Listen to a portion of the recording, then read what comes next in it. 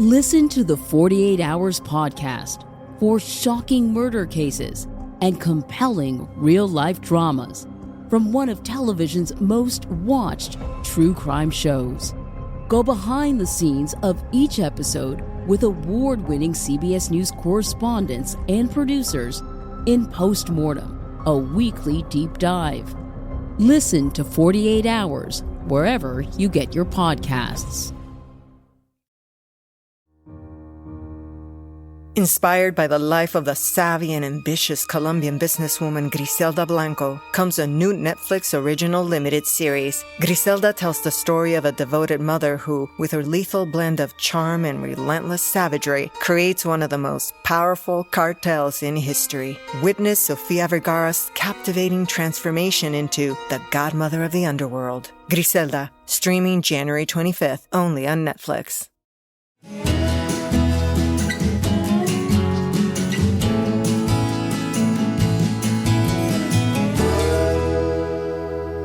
This is Central Texas Life with Ann Harder. Hello, I'm Ann Harder. Welcome to Central Texas Living, the podcast. You may recall the news story from February 6th when former Miss Waco Jamie Blanek had stopped to help at a traffic crash when she was hit and critically injured. Her inspiring survival story and the way the community has rallied around her is our focus today, and it is a joy to welcome you to the show. Oh, hi. Thank you. Well, especially because when this happened, I mean, we were just praying that you would live. Yes, that sounds so crazy to hear, but yes, everyone was praying you for were that. gravely injured. I was. So let's go back to that. Now, I know you said you've never done a podcast before, and I said, oh, it's going to be fun. I always try to make it fun for my guests. And then I thought, she's going to be retelling probably the most traumatic thing that could happen to anyone. It may not be that much fun for her. It's okay. It's okay. Well, now, we can look back and see, we can see God's hand really in for sure in your survival. So, okay, so you stopped at this crash, and this is kind of near Hewitt. It was in Lorena. Oh, it's in Lorena. Lorena, yes. So I was leaving my brother's house. Our whole family had been over there, and I was headed home, and I came upon an accident that looked really bad, and I got out of my car very quickly and ran to the vehicle, and I don't actually remember anything except one small memory that I believe God gave me for a reason, and he has blocked everything else out because it was so horrific. But what I remember is two small little girls in the back of the car, and their father was in the front, and the one little girl was out of her car seat trying to get to the front. They were screaming, they were crying, and I was telling them to calm down. It's okay. I was checking them, making sure they weren't bleeding or severely injured, and I told them, my name is Jamie. What's your name? Just trying to calm them down, Mm-hmm. And I told the one little girl, get back in your car seat, get in your car seat. And the other one, I kept her in her car seat. And then I remember an impact. And that's it. I remember nothing. When did you come to? When were you back conscious again? Ooh, and that's the scary part. I came to in the ICU. I was strapped to the bed. I remember seeing my wrists. They were tied to the bed. I couldn't breathe, and I had no idea where I was, had no clue what was going on, and I started hearing all these machines going off and people rushing into the room, and I heard, you've been in an accident, and that's when I heard what had happened to me. So it was all a whirlwind, and that was the next day. So many hours. Yes. I had already had surgery. I had already been care flighted, everything. I had already gone through this whole journey and didn't know any of that. Isn't that interesting? It's crazy. I was told by everyone, my mom actually came upon the accident right after me. Oh, no. And she was with me the whole time. And fortunately... Now, she's the one that should have her memory wiped out. She wishes she did not know everything. Oh, yes. my goodness. And that that just is, oh gosh, that hurts me so much to know that she knows and that she saw. But she says it's a blessing that she was there. Oh, yeah. For sure, that God put her there, because in the worst moment of your life, you think you want your mom with you, and she was with me. And so that definitely was a blessing for sure. And fortunately for me, there was a first responder there that just happened to be driving by. Really? And as soon as I was hit, he was with me and he saved my life for sure. So God put all these little things into place so that I was going to make it. But the whole time I was awake. I was speaking to my mom. I was talking to the guy that saved me. Oh, really? I was. So they thought you were conscious and Yes, aware of. I was aware the whole time. The whole helicopter ride to the hospital, I was awake. They were telling me I was talking to them the whole time, and I have no clue about any of it.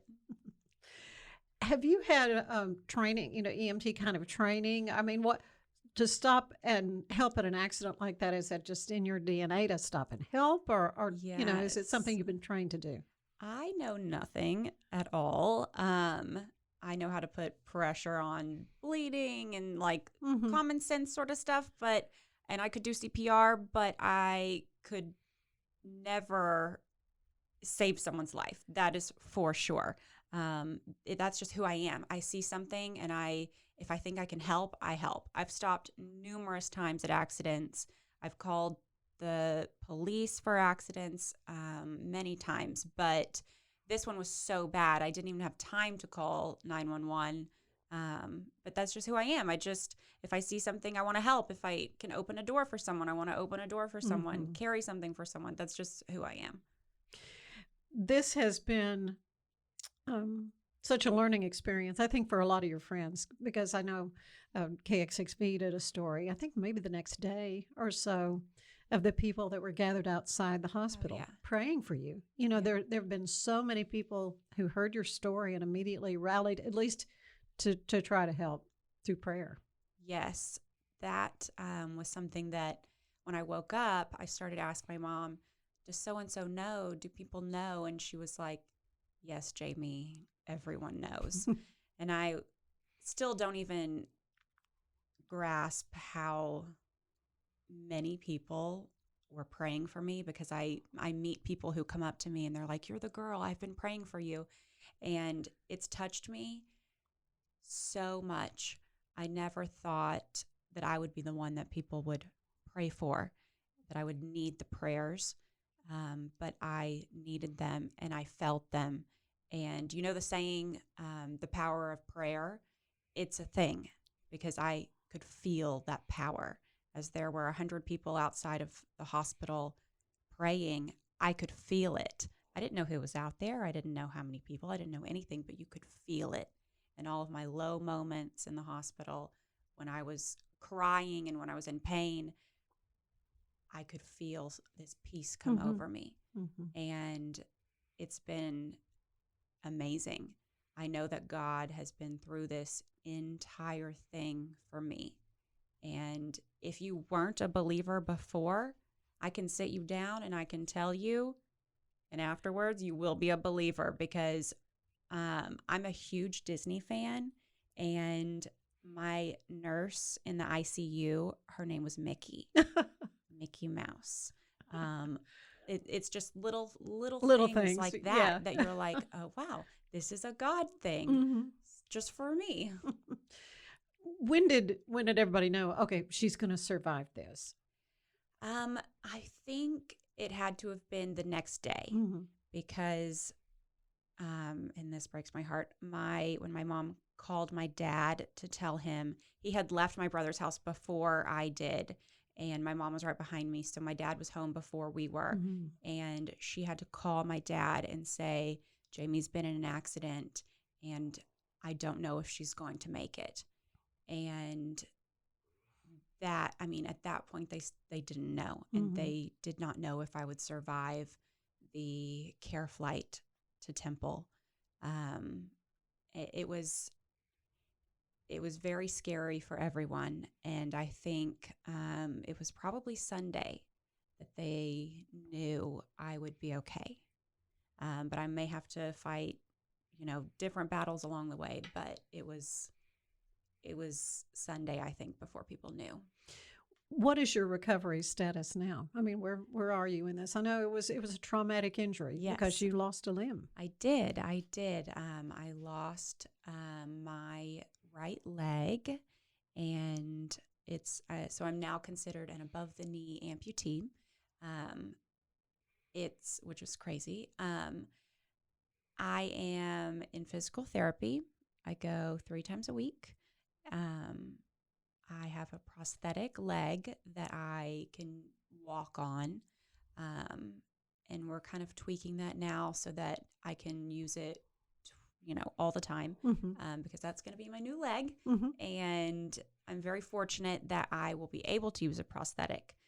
Some people can't, and I will not be in this wheelchair for much longer. So those are the prayers I need now. But my left leg was also very traumatically injured. The whole thing was shattered. And so that's kind of what we're waiting on now, is that to fully heal and to be strong enough for me to walk on that leg. So it's kind of it's been a battle between the 2 legs. Yeah, you need both of them. I do. You need both to walk. Yeah, yes. right. Yes. What has been the thing you have learned through this? I mean, what you would share with someone? Oh, wow. I have learned so much. I have learned that you definitely need to be thankful for everything. We take so much for granted. We try to fly through life. We get caught up in things that don't really matter. And I would say just pause. Let the people who are in your life know that you love them, and really pay attention to what you can do to help other people and to spend more time being thankful. And also, I'm kind of a control freak. So I've had to learn how to let go of the control over anything, because really none of us are in control. God is in control. We have very little that we can do anything about. So don't get caught up in the little things that bother you. Just let things go. I've always been someone who likes to do the right thing, and that's something that I will continue to do, but I'm going to see things so much differently. I also want to help people who are like me, people who've gone through this situation. There's so many amputees out there. There's a huge community that I didn't even know about. Like, I never would have thought about it. And I want to be a part of it. And I want to help other people and let them know there is a lot of pain. It is a lot of work, but on the other side, you can still have a full life. You can still have this beautiful life. And I'm not completely on the other side of it. I haven't done.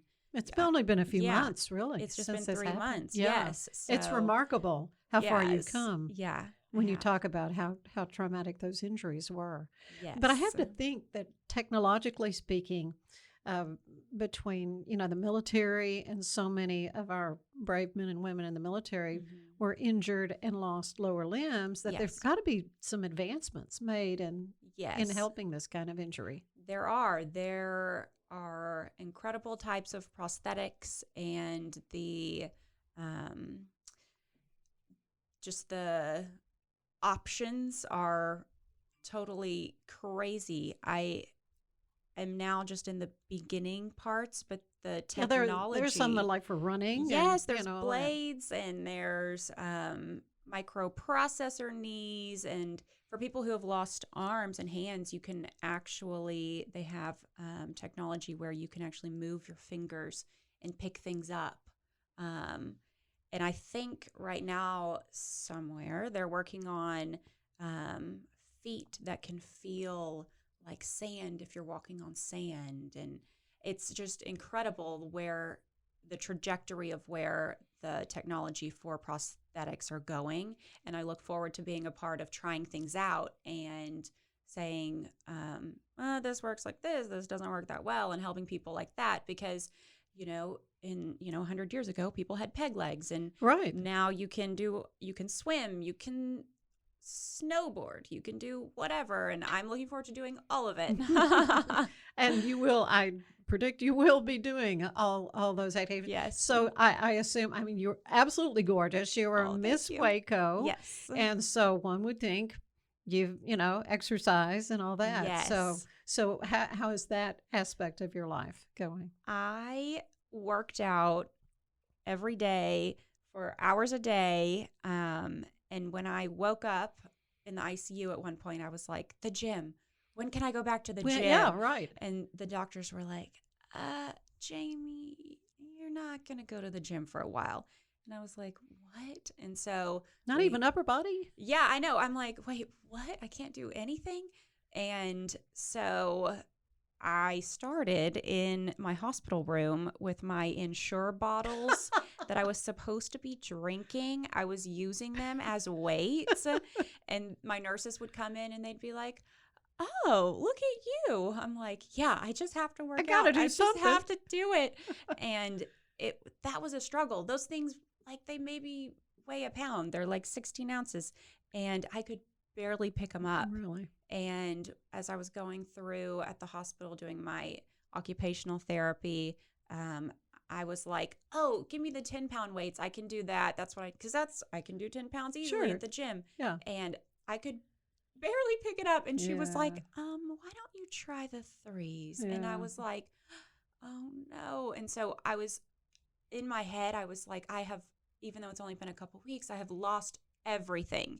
And so as soon as I was released from the hospital and cleared to work out, I went into the gym and I was like, Mom, we're doing upper body. I have to do it. And so I started immediately, and I've been going to the gym. I even do leg day. I have a little bit I can do with my leg. So I'm in the gym. I'm going.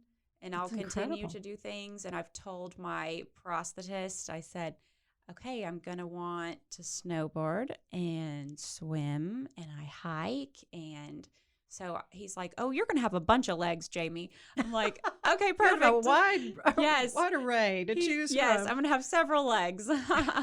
Wow. Yeah. Wow. You truly are incredible and inspiring. And Oh, in what thank you. your attitude. And I got to believe that attitude is a big part of this, because what was it like when you learned you lost your leg? Well, that was shocking. Yeah. It was shocking to me. Could you? I've always heard, you imagine Yeah. it's still there. That phantom. Yes, phantom pain. Yes, that's that's a real thing. I still thought I had my leg and that they were just working on what they were going to do, because I could still feel it. And even to this day, I feel it right now. I feel my foot tingling.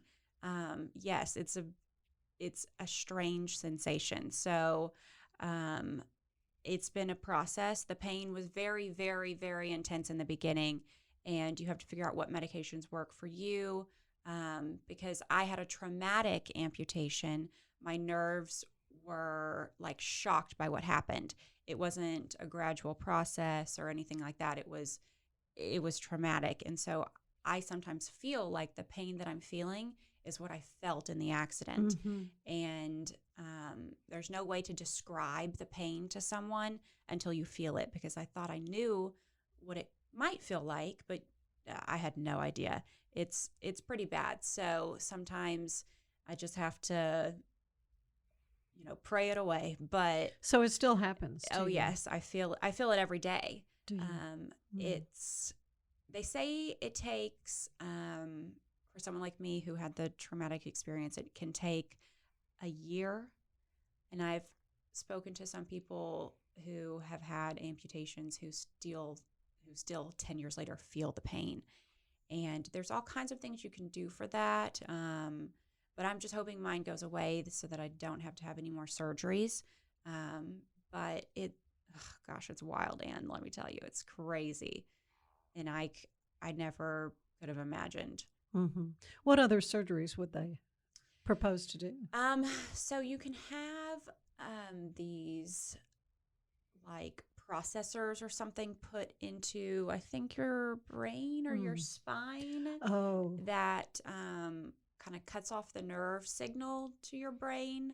I'm not really sure how all of that works, but it's an option. But I think I will be okay, and I do not need that. that's right. Okay, and it gives us something else to pray toward. Yes. As a result. Well, let's talk a little bit about your Miss Waco experience. When Okay, was yeah. that? I was Miss Waco in 2015, Okay. and then I was Miss McLennan County after that. And Yeah. this was with the Miss USA It was program. yes. So what was your takeaway from that whole experience? Oh my goodness. So I've always been a person who loves to do service and who is like out in front of things. And so it just gave me a different opportunity to meet new people and to go to different events and to do amazing charity work. I was invited to so many things as Miss Waco, and that really just added on to stuff that I loved to do already. And I made amazing friends that are still my friends to this day. And people always remember me as Miss Waco. It's so sweet. I loved it. I absolutely loved it. I did things that I never would have done, and I got to dress up, and I loved it. It was so much fun. I'm like, why did that have to end? Yeah. But I know you're an amazing ambassador for the city, and still, Oh, thank and you. still are. And as you say, I mean, life can turn on a dime, and as it did for you, and yet there are other doors that are opening for you to help other people in other ways that you Yes. never would have dreamed with. Exactly. I have always been a part of community service. It's something that my parents instilled in me, and with our business, we were always doing things for charities, and so that's something that I was aware of. And then in high school, we had to do community service, and I wound up having hundreds of hours of community service because I was a sweetheart and because I just loved doing stuff anyway. And then as Miss Waco, I got to do even more and learn about different programs. And then I was asked to be a board member for Fuzzy Friends Rescue. And animals are my passion. And so that just combined two things that I loved, charity and animals. And I have been a board member since then.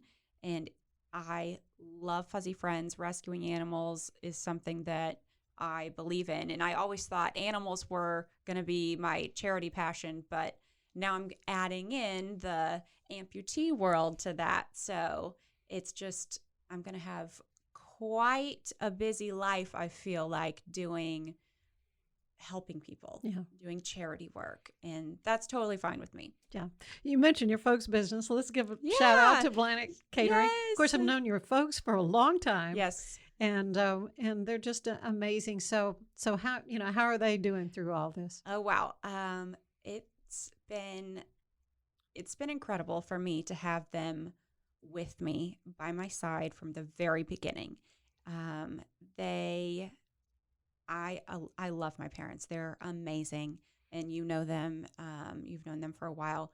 So yes, we have our business, Blanek's Catering, which I was managing, and so now I'm kind of doing a little bit of that, but working on my physical therapy. So my dad has been my driver. He's been driving me to all my physical therapy appointments. He'll drive me to everything that I need. He's just been there with me every step of the way. And my mom's like my emotional support. I'm like crying about things, or if I need something, or if I'm having a bad day, she's the one that's there for me. So we're all kind of keeping each other together. But we love each other, and we've grown so much closer. It's really sad that it was this event that did that, but we've been a close family. Sure. We've always been a close family, you know. I live with them, I work with them. It's been a blessing that I have them, because some people don't have family, and I don't know what I would do without them. Yeah, you have a great support. Great I support do, with them. yes. Wonderful folks. Aw. Well, I love to end these little interviews with a questionnaire. It's similar to Okay. the one the late James Lipton would use on his show Inside the Actors Studio. So I have been there, and I actually Have you really? I have been a couple times. Yes, when I lived in New York. Oh my I good. would Well, go. tell me more about that. Oh, so I went to college in New York. I went to the American Academy of Dramatic Arts, and I lived in New York for 5 years. Wow. Yes, and so Oh yeah, and they'd have students in the audience. yes, Always. yes. Oh my goodness. I can't tell you how many times I've done this and they just look that glaze over. They're They're like, like, "Who's that?" Who's that? Yeah, no, I'm a big fan.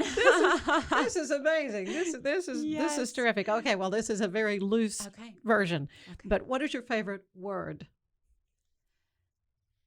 Oh. Wow, my favorite word. I don't know. Okay, so I do know, but it's not air appropriate. So let me go with I love words that have lots of syllables, and the first one that came to my head was pterodactyl. Okay. So we'll go with a dinosaur word, pterodactyl. All right. Okay, so what's your least favorite word? My least favorite word.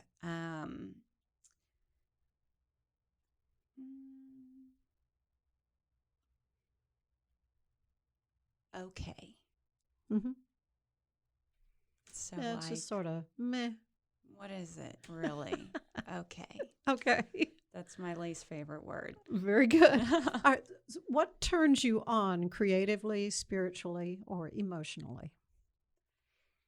I am a very passionate person, so anything that just like suddenly draws my attention in, definitely anything that has to do with animals. I'm like, oh, if I see something beautiful that I think is beautiful, I'm Mhm. like intrigued by it. I love mountains. Those are very inspiring to me. Spiritually, I love angels, like with the wings, that sort of thing. Just anything that just captures my eye, I feel like, I'm suddenly engaged. I'm not an audible person, I'm a visual person. So Okay. What something like that. then? What turns you off creatively, or spiritually, or emotionally? Negativity. Mm-hmm. Anything negative I cannot deal with. I'm a very positive person. I like to be happy, and I like to smile, and I like to have fun. And so if something is negative, I'm immediately like, nope, this isn't for me. This is not a Jamie situation. What sound do you love the most? Oh, what sound do I love the most? I love a choir in a church that will probably give me chill bumps forever. Very good. What sound do you not like? I do not like anything really loud. Mm-hmm. I don't know, just like a loud voice or a loud bang or a crash is just not it. If it's loud, I think maybe my ears are sensitive. I don't know. I don't like something loud. Mm-hmm. What profession would you have wanted to do, other than where you are now, what you do? Yeah, I think I would have loved to have been an actor. Mm-hmm. That was kind of the The way direction I you was were going. Yeah. I think definitely an actor would have been my dream. Probably Broadway or film. Mm-hmm. That would have been my dream. And with that, I would have had a platform and done charity work, Mm-hmm. What job do you know you would not want to do? I would not want to, only because I don't think I could do it, be a surgeon. I have learned way too much, and I am like, no, I couldn't do it. Even though I am a big Grey's Anatomy fan, and I was like, oh yeah, I should have been a surgeon. No, I now know I cannot do that. And finally, what do you want to hear God say when you arrive at the pearly gates? I want to hear him say, welcome, Jamie, you made it. Like that would be amazing. Oh my gosh, just to be there. Not, you got here too soon. Right. Not, that was unexpected. No, I just welcome. Like that that is the ultimate goal is heaven. Mm-hmm. And so just to be there would be incredible. Well, you are incredible yourself. Oh, you are an thank you. inspiring young lady, and I thank you so much for sharing it's just an unbelievable thing that you went through and are still going through. You're still rehabilitating. Yes. And great things are ahead for you, though, I know. Thank Jamie you. Blanek, thank you so much. Central Texas Life with Ann Harder is part of the Rogue Media family. Be sure to check out our other shows at roguemedianetwork.com. Please rate this show 5 stars on iTunes, Spotify, YouTube, or anywhere you get your podcasts. Join us again soon for more Central Texas Life with Ann Harder.